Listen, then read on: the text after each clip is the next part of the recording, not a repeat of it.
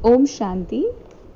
आज हम लोग 1970 की आखिरी मुरली जो चली थी 31 दिसंबर 1970 उस पर पहुंच गए।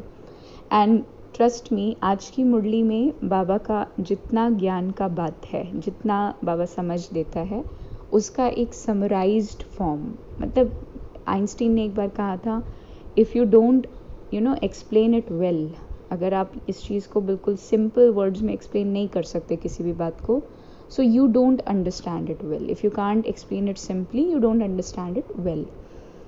आज ज्ञान के सागर परमात्मा ने जो इतने 84 years मुरली चलाई है, उन सब का एक समराइज्ड फॉर्म, एक समरी कॉपी, कि कोई ये मुरली भी केवल डेली पढ़ ले तो भी मोर देन इनफ है।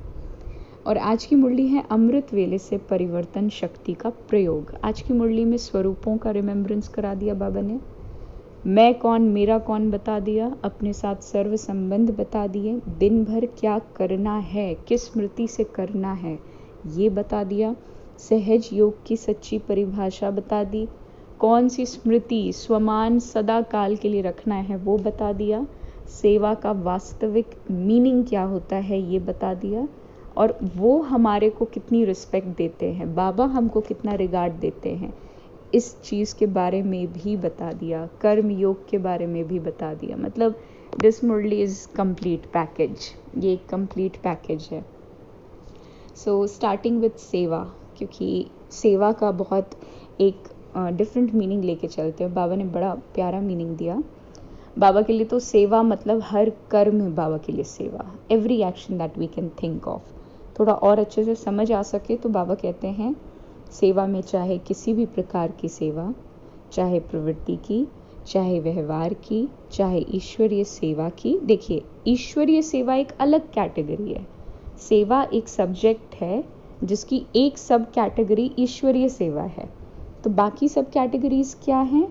प्रवृत्ति की सेवा है ना, व्यवहार की सेवा, या फिर संबंध की सेवा, कर्म बंधन के आधार से कर्म संबंध की सेवा, है ना। बाबा ने कहा कुछ भी आ रहा है इसमें, सब सेवा, सेवा एक सब्जेक्ट, उसमें जो सब टॉपिक में जितनी भी सेवा है, प्रवृत्ति में सेवा करते हुए संकल्प यही करो कि मरजीवा जन्म हुआ, लौकिक कर्म बंधन समाप्त हुए। मतलब केवल इस चीज़ से, ये इंटेंशन रख करके, मान लीजिए ईश्वरीय सेवा भी कर रहे हैं और उसमें भी मैं कर रही हूँ या वो कर रही है, मेरी सेवा या तुम्हारी सेवा, तो वो सेवा फिर सेवा है ही नहीं, वो बाबा की है। चाहे फलाना निमित्त बने, चाहे मैं निमित्त या कोई और निमित्त, वो बाबा, वो ईश्वरीय सेवा है, वो ईश्वर ने करनी है ना। सबसे बड़ी सेवा, महान सेवा ईश्वरीय सेवा है।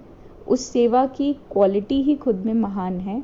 लेकिन बाबा की श्रीमत की केवल ये नहीं कि केवल ईश्वरीय सेवा करो, बाबा की श्रीमत है कि अपनी स्थिति सदा परमात्म स्नेही में रख करके कोई भी कार्य करो, साधारण से साधारण सेवा करो, है ना। झाड़ू लगाने का ही क्यों ना करो, लौकिक प्रवृत्ति को संभालने का ही क्यों ना करो, लेकिन वो अपने आप में एलिवेटेड बन जाती है। ये वास्तविक सेवा है। बाबा कहता कि कोई भी अति से अति पाप आत्मा, अति अपकारी आत्मा, बगुले के ऊपर भी नफरत नहीं, घृणा नहीं, निरादर नहीं, लेकिन विश्व कल्याणकारी स्थिति में स्थित होकर रहम दिल बन के, बाबा कहता, उस स्वरूप से भावना रखते हुए सेवा का संबंध समझकर करो। ये सबसे हाई क्वालिटी थॉट हो गया कि अति से अति पाप आत्मा, तो है ना, अति अपकारी, अति शब्द लगा दिया बाबा ने, मतलब बिल्कुल ही 100% ही क्यों ना वैसा। बगुले के ऊपर भी नफरत नहीं करना है, घृणा नहीं, निरादर बिल्कुल नहीं, लेकिन विश्व कल्याणकारी है। जितना होपलेस केस की सेवा करेंगे उतना प्राइज का अधिकार मिलेगा परमात्मा महावाक्य। बाबा कहते हैं व्यक्ति में जब भी अपने व्यक्ति के फॉर्म में आकर के कर्म को कर रहे हैं, तो व्यक्त भाव के बजाय आत्मिक भाव में आना है। शरीर निर्वाह के पीछे आत्मा का निर्वाह नहीं भूलना। बाबा कई बार नहीं कहता बेशक वो पढ़ाई छूट जाए, बेशक कोई काम छूट जाए लेकिन स्थिति ना छूटे, पढ़ाई कभी मिस ना हो, है ना। सदा बाबा ने कहा कि वो पाई पैसे की कमाई के लिए, जो पाई पैसे की कमाई या पाई पैसे की पढ़ाई है, उन दोनों के लिए ये वास्तविक कमाई और ये वास्तविक पढ़ाई को नहीं छोड़ देना। अच्छा, अब बहुत सीक्वेंस में चलना होगा। बाबा ने अनदर वेरी इंपॉर्टेंट थिंग बाबा कहता है कि भविष्य और वर्तमान दोनों काल के राज्य अधिकारी बच्चे हैं। भविष्य तो चलिए ठीक है, वो तो हमें पता है ना। और वर्तमान में ही केवल अचानक का पेपर आता है। तो बाबा कहता है वर्तमान और भविष्य, क्योंकि अचानक का पेपर कभी भी पास्ट या फ्यूचर में आ ही नहीं सकता, है ना। अचानक का पेपर तो सदा प्रेजेंट समय की एक बाबा की गाइडलाइन रही है कि वर्तमान, ये जो प्रेजेंट मोमेंट है, इस समय ऐसा कुछ हो जाएगा जो अचानक का पेपर में काउंट होगा। तो वर्तमान और भविष्य दोनों काल के राज्य अधिकारी, विश्व कल्याणकारी और विश्व राज्य अधिकारी, मतलब अभी जितना विश्व कल्याणकारी बनेंगे उतना भविष्य में विश्व राज्य अधिकारी बनेंगे, है ना। तो दोनों के लिए एक ही बात की आवश्यकता बाबा कहता है, और वो है स्व परिवर्तन का आधार। तो स्व परिवर्तन से विश्व परिवर्तन की जो शिक्षा है वो रिकॉल कर दी बाबा ने। अगली बात बाबा कहते हैं, मैं शरीर नहीं, मैं आत्मा हूँ। ये है आदि स्वरूप का या आदि समय का आदि परिवर्तन संकल्प। हमारे जो स्वरूप हैं आदि स्वरूप, बाबा कहते हैं आदि स्वरूप अर्थात क्या, कि इस समय अपना जो आदि संकल्प रहता है, यानी अर्ली मॉर्निंग थॉट जो रहता है, वो बिल्कुल श्रेष्ठ होना चाहिए, क्योंकि उसके आधार पर ही हमारा पूरा दिन निर्धारित करता है। बाबा कहते हैं मैं शरीर नहीं, मैं आत्मा हूँ।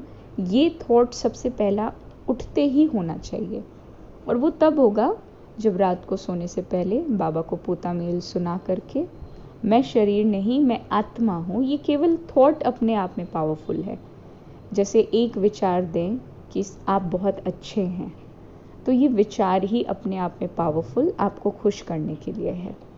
ऐसे ही मैं शरीर नहीं, मैं आत्मा हूँ, इसमें विजुअलाइजेशन, इमेजिनेशन है ही नहीं। ये थॉट कुछ खुद में ही बहुत पावरफुल है। I am not this body, I am an eternal being, अविनाशी आत्मा हूँ। बाबा कहते हैं कि दोनों के लिए स्व परिवर्तन इज एसेंशियल। सुबह उठते ही मैं शरीर नहीं, आत्मा हूँ।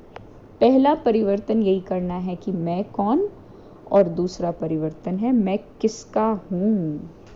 whom do I belong to, who am I and whom do I belong to। सर्व संबंध किसके साथ हैं, और फिर जब वो सर्व संबंध, बाबा माँ के रूप में क्या करता है, प्यार करता है, बाप के रूप में, पिता के रूप में संस्कार देता है, टीचर के रूप में पढ़ाता है, सदगुरु के रूप में विकर्म विनाश करता है, सदगति देता है, बड़े भाई के रूप में रक्षा करता है ना, बंधु, बड़ा भाई यानी बंधु, सखा यानी दोस्त के रूप में हम, मेरे सारे सीक्रेट, लाइफ की हर बात हम हर किसी से नहीं कहते, लेकिन बाबा मेरे लाइफ का, हमारे लाइफ का हर सीक्रेट जानता है, और एक बेस्ट फ्रेंड की तरह उस सीक्रेट को बिल्कुल गुप्त रखता है, कभी किसी के सामने रिवील नहीं कर देता। कभी सोचना भी नहीं पड़ता कि बाबा कहीं हमारी कही हुई बात किसी से कह तो नहीं देगा। वो इसलिए नहीं क्योंकि उसके पास शरीर नहीं है, वो तो किसी को भी परमात्मा अलग चीज़ है, लेकिन क्योंकि उसके पास वो इंटेंशन ही नहीं है कि बातें इधर से उधर, उधर से इधर करें, तो वो मेरा बेस्ट फ्रेंड हुआ।